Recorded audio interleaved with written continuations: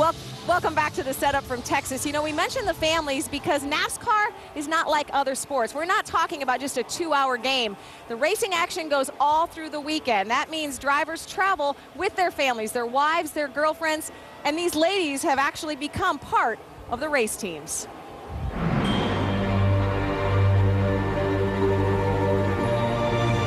He always has to have gum, and so do I.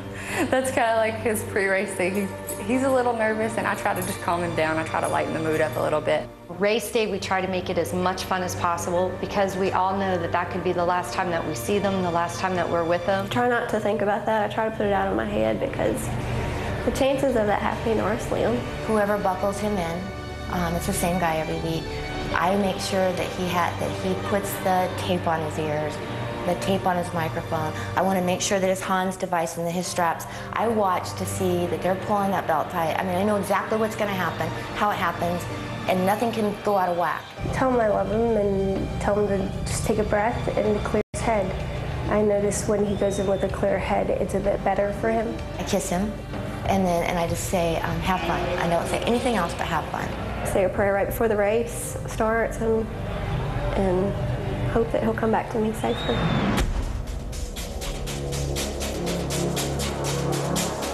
To be honest, this year, when things go bad, my emotions, I notice, are getting more and more involved in it. His crew chief will tell you he'll have bruises on his legs at the end of the race. If something happens, I'm grabbing his leg, I'm freaking out. I'm in it every single lap, and I love that. I'm addicted to it now, actually. When we stop racing, it's going to be hard, I think, to give up that adrenaline rush. A couple races ago, we had a bad day, and I had to take a moment. It's kind of like a soap opera in and of itself because you have these rivals with certain people and you know what's going to happen and you know why. Do I get mad when someone hits Ron?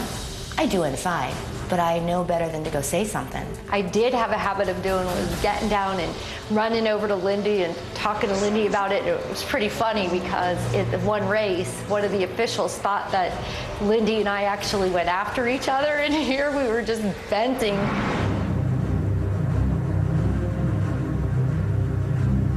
The only crash that really did get me was Dover. He hit the wall by the pits, and I was about 3 pits away from him, and he didn't answer for a few minutes. This year at Dover, when he blew that tire, right when I heard it pop, it scared me to death. I ran behind the toolbox. I was scared to death.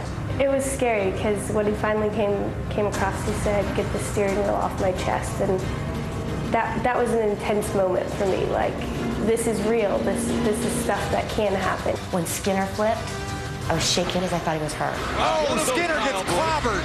That wreck was horrific because of the sound. Visually, it was so terrible, but the sound was 10 times worse. I think my feeling is more of emptiness. And it's a very sick, weird feeling. It's almost like all these crazy things start going through your head in a matter of seconds until you hear that voice. I'm okay. In the back of my mind, people say, how can you stand going there and watching your husband go 200 miles an hour? My husband's doing something that most men in the world would do anything to do. He's living his dream, and if he was to get hurt or something was to happen to him, he's doing what he wants to do.